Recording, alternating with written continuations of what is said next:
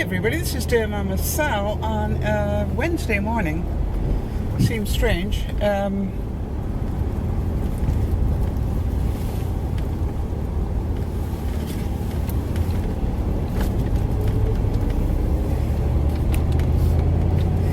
It is 7 degrees here in southern British Columbia, which would be 45 in American.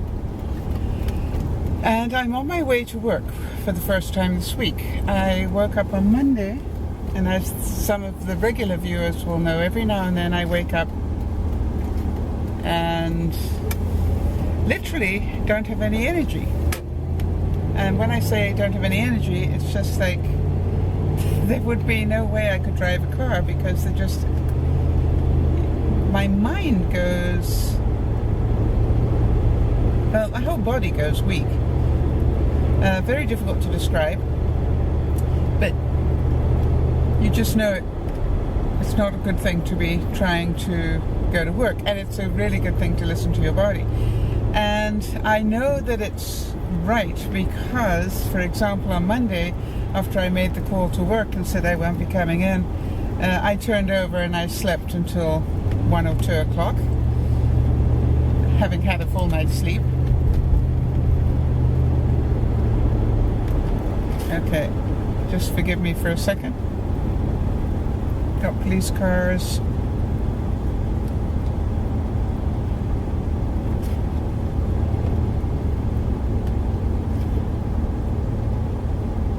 Got police cars, ambulances. No, fire brigade. Wow.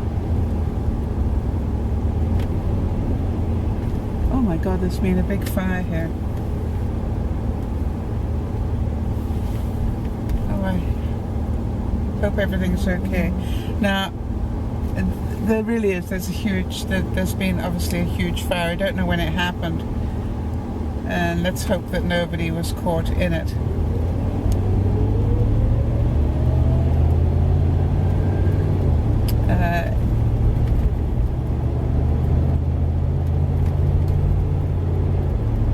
Wow, amazing! I didn't hear any of that going down.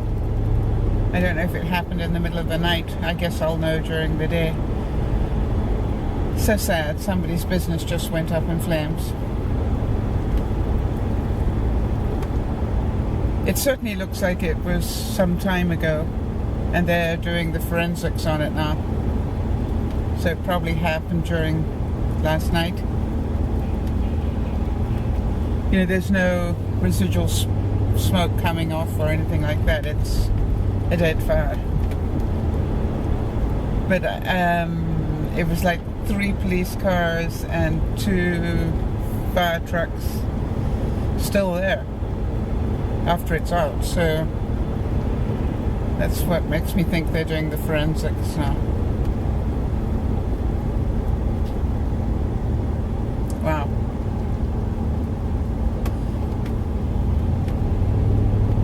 Anyway, to continue on my story about not feeling well, I spent the day in bed and then tried to get up yesterday and much the same problem, so I stayed in bed again. And so today I'm off to work. Cut a long story short. I'm still not quite sure what it is that happens to me. I think I literally just get overtired, and then it takes my body a couple of days to recover. On the good side, even though I didn't walk this weekend, I certainly didn't walk. I don't think I walked on Sunday, obviously not Monday or Tuesday. Now, go figure, I've lost at least 2 pounds. Which sort of flies in the face of everything, but it does remind me that it's not all about exercise. It's what you're putting in your body. And I'm trying to think what I have been eating. I have been eating, obviously.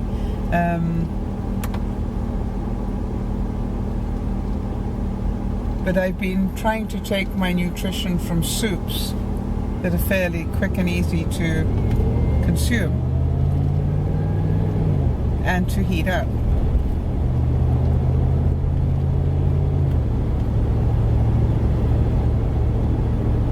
And also the odd sandwich, so go figure. Health food. The good news is I got a great call from Benji yesterday. He had spoken to me on Monday because he was about to do a speech on Tuesday, and as some of you may know, that's my background. And so whenever he's about to do a speech, he and I chat.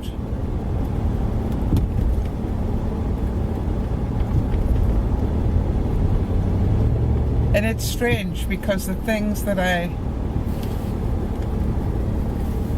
almost take for granted, of course, a new person to the business doesn't necessarily think about, although I must admit that Benji has always wanted to do this, and I will do everything within my power to help him do it well. There's a great difference between being a speaker up on stage and being a speaker that people enjoy. And one of the things that I always say to Benji is I find it very difficult to sit and listen to speakers. And by the way, that's very different from sitting in the car and talking while you go to work. I know I had somebody make a judgment call about that one day, and I thought, yeah, the day you've been up in front of 6,000 or 7,000 people, why don't we have this discussion? And they paid you big bucks, Up until then, go away. So the interesting thing, though, is that for those of you who've had the opportunity in your life to listen to boring speakers and entertaining speakers and all those sort of things, to my mind, the interesting thing is that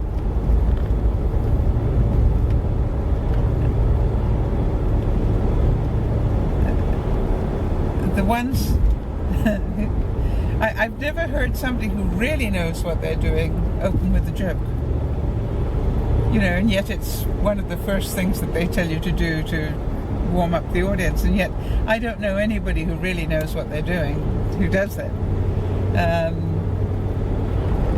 And it's really funny to me because it's a telltale sign, which is, I hear that joke start off a speech and my eyes roll, and I go, here we go. And so, it's it's very, very challenging to listen to. And I had the pleasure this weekend, or the last couple of days, to do a couple of things. Number one is I had the pleasure to listen to a webinar by Sean Cannell, or Cannell. I always call him Cannell.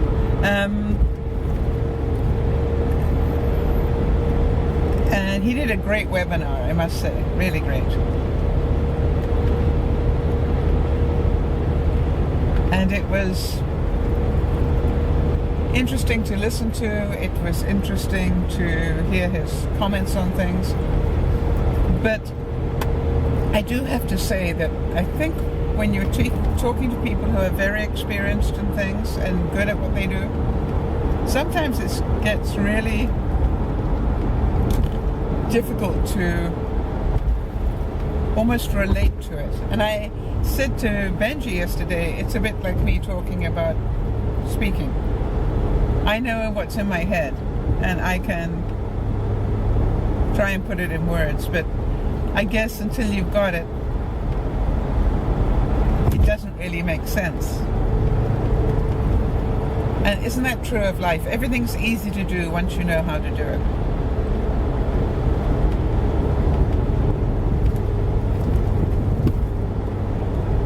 That's so true, isn't it? Okay, now the next thing that I want to actually put in the ending here, because I'm scared that the camera might bug out of me. So let's do that. What will my word of the day be?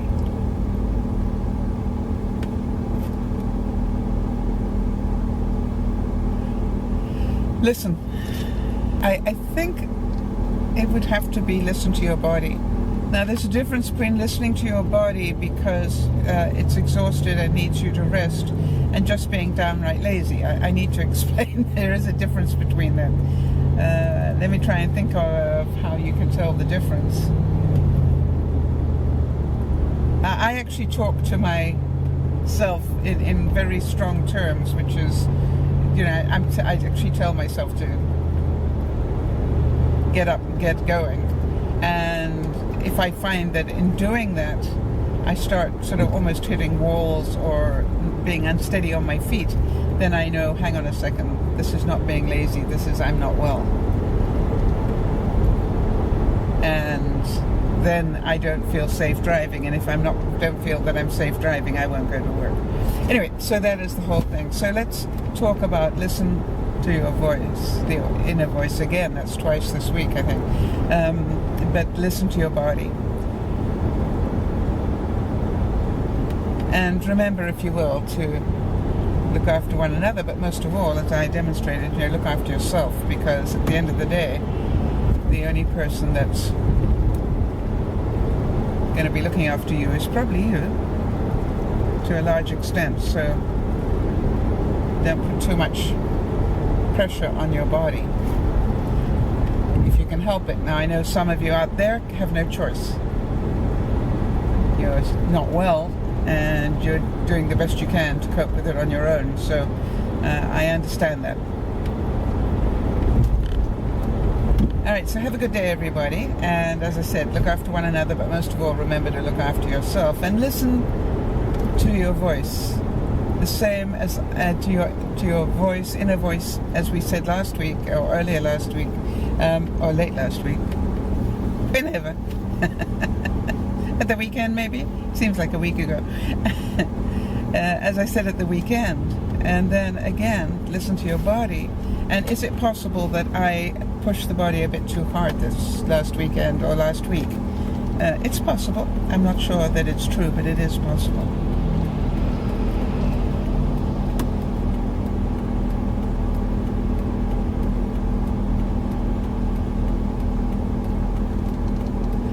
And so this is DearMamaSal saying, thank you for watching.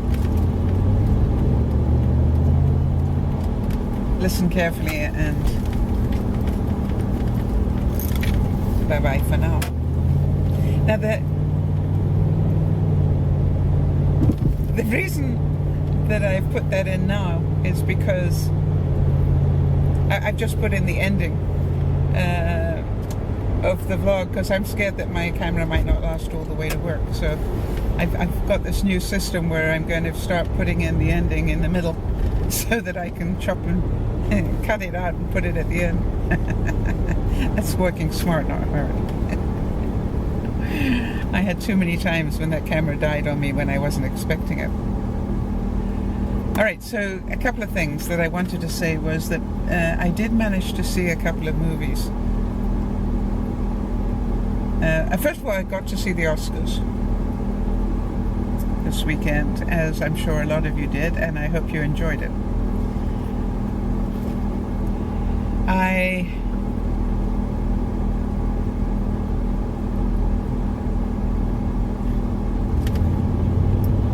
don't know about you, but there were a couple of moments in there that really, I thought, eclipsed the whole thing. And one was Joe Biden. To have a man who's been through what Joe Biden has been through get up and make a statement at the Oscars about abuse was mind-blowing. And then, for Lady Gaga to sing the anthem to it as well, it was just like, wow.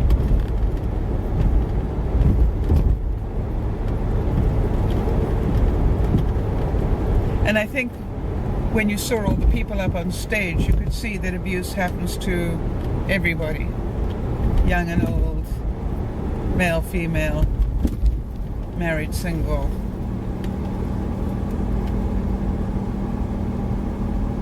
It's a equal opportunity scarring for the rest of your life. But to me, the greatest damage, in some ways, is that these people will never trust the same way again. Because what they have learned is the people they trusted were not trustworthy. And that sort of scars you in a different way, I think, because that scars you in the fact that you believe that your judgment of people is in error. And that's why I thought the writing on everybody's hand or arm, "It's not your fault," was so powerful. It's not that the victims were wrong to trust those people. Those predators were extremely skilled at playing on the innocent. Or those abusers misused their power over their children or their siblings or their spouses. Total misuse of power.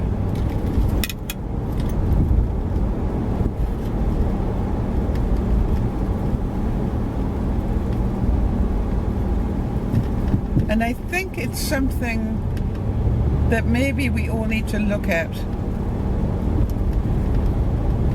and teach everybody around us. There's a difference between being impertinent. There's a difference between back-chatting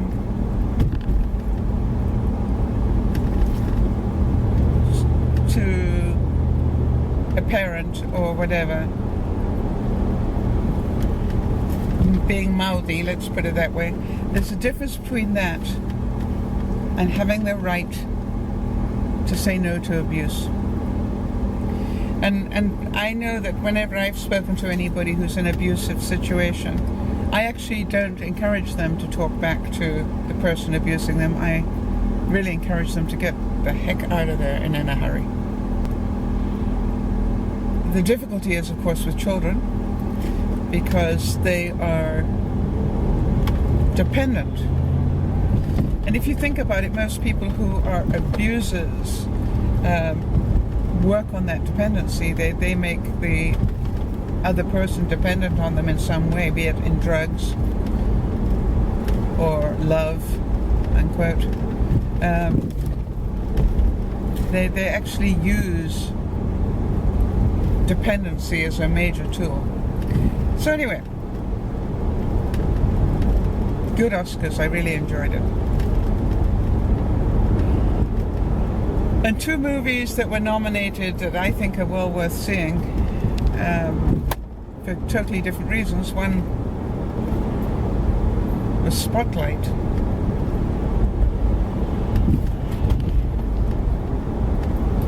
And it won for Best Picture. And Spotlight is difficult to watch in some ways, but boy, it certainly is an eye-opener.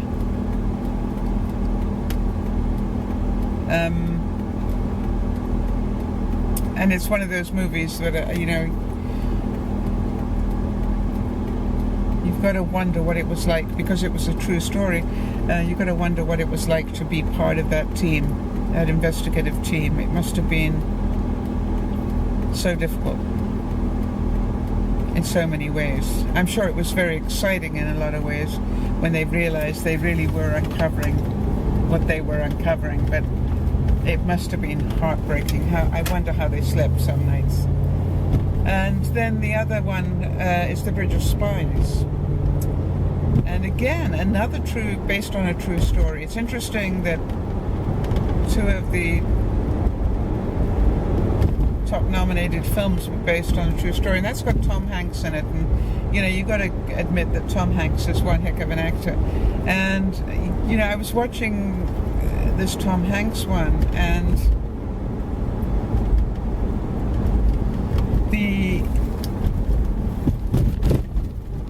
guy that won the Best Supporting Actor,